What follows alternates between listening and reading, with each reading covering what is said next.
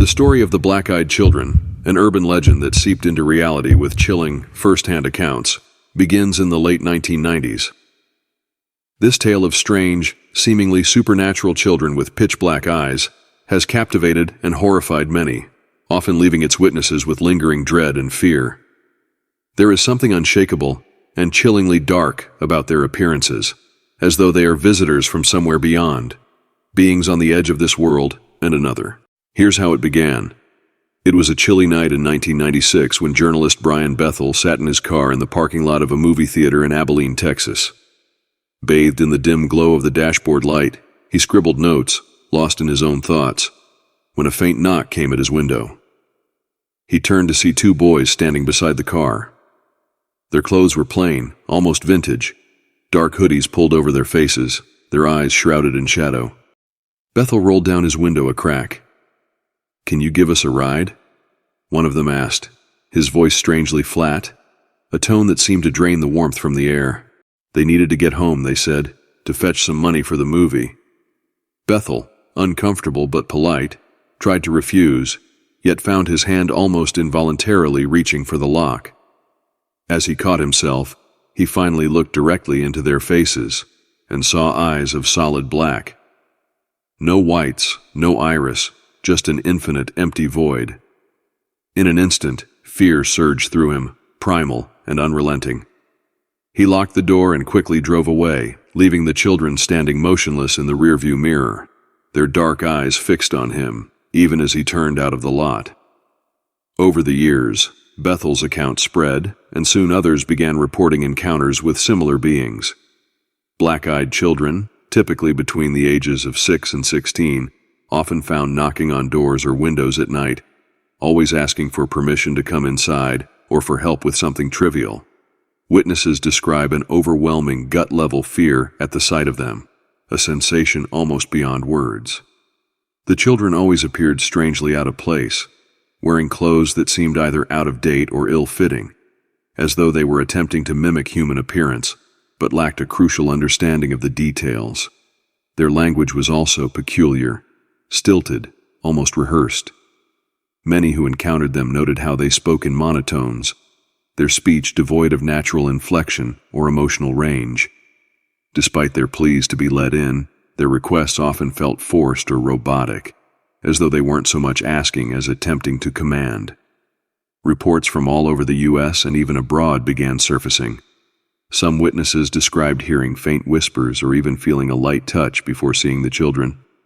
Often these encounters were brief but left an impact, a lingering feeling that something dark was watching. A man in rural Vermont awoke one night to hear knocking at his front door. When he looked through the peephole, he saw two young children, their heads down, asking to come inside. The man's dog growled, something it had never done before.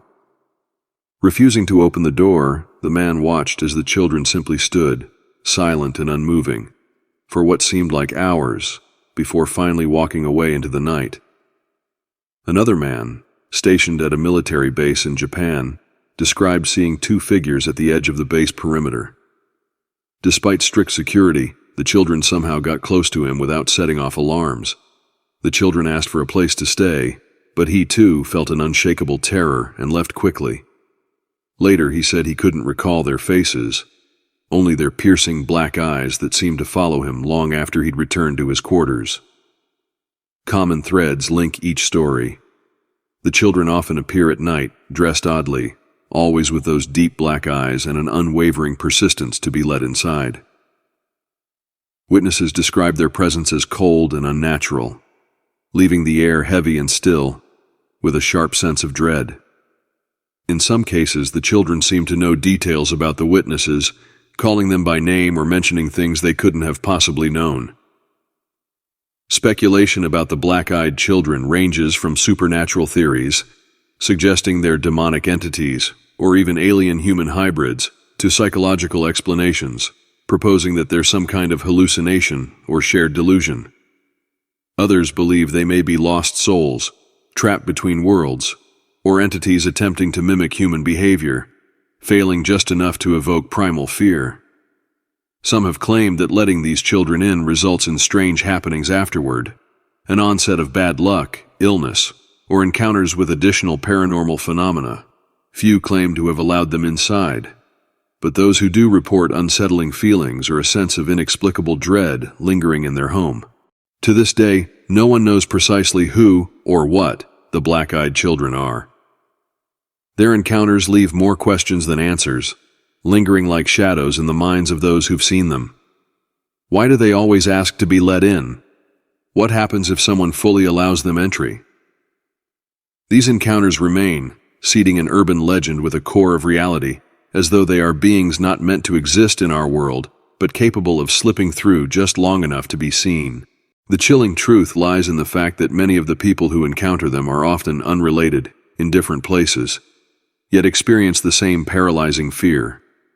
These children, or whatever they are, seem to be watching, waiting for their next appearance, lurking at the edges of human awareness, slipping back into the shadows just as quickly as they appear. It was one of those cold October evenings when the darkness seemed to wrap the world in a thick, damp shroud. The wind was still, yet there was a chill in the air that went beyond the temperature. This wasn't a chill that bit at your skin. It was the kind that wormed its way into your chest, that prickled the hairs on the back of your neck. A feeling of something lurking just beyond the edge of the visible. Sarah was alone in her small countryside home, nestled between thick clusters of pine trees. Her friends had left just hours earlier, and she was enjoying the quiet, replaying the laughter and warmth of their visit. She'd even kept the lights on, a habit from nights when she needed a little brightness to fill the silence. Tonight, though, the light didn't feel comforting. At around midnight, just as Sarah was about to turn off the lights and call it a night, she heard it, a faint but distinct knock on her door. So soft it was almost polite, yet insistent. She froze, her heart hammering. Her house was remote, surrounded by miles of wilderness, and it was unusual for anyone to come by unannounced. Visitors, especially at this hour, were unheard of. The knock came again, firmer this time, still controlled, but strangely urgent. Sarah grabbed her phone, holding it like a lifeline, and hesitated by the door. She peered through the peephole, expecting perhaps an animal, or even a stray hunter, but the view was empty. Confused, she lingered, her breath fogging the glass. Then she heard it, a soft, almost childlike voice. "Please let us in." Her heart stopped. It was a young voice, sounding weak and tired, but there was something off about it, something that immediately raised her defenses. She took a deep breath, feeling both the absurdity of fearing a child's voice and the bone-deep instinct warning her against opening that door. "Who's there?" she asked, her voice trembling slightly. "Just let us in. We need to use your phone." The voice sounded older than it had at first, not quite matching the timid knock, and now it had an almost flat, robotic quality to it, as if someone were mimicking a child, but not quite getting the nuances right. "I'm sorry, it's very late. There's a gas station a few miles down the road," she said, hoping the suggestion would send them away. "Please, ma'am," came the voice again, firmer and somehow even colder. "We're cold, and we need to use your phone. Let us in." The way they spoke, there was something strange about it, an eerie cadence that seemed almost rehearsed, mechanical. Her pulse raced, and despite herself, she felt compelled to answer, felt the strange urge to reach for the doorknob. But she resisted, keeping her hand firmly at her side. "No," she said, her voice more resolute. "I can't help you." There was silence, an eerie, hollow silence that stretched for so long she began to wonder if they'd left. Slowly, cautiously, she peered through the peephole again. There they were, two children, staring directly at her. A boy and a girl, both pale as ghosts, with dark hooded sweatshirts pulled up around their heads. She could just make out their faces, enough to see that they were younger, maybe 10 or 11. But then her gaze locked onto their eyes. Her breath caught.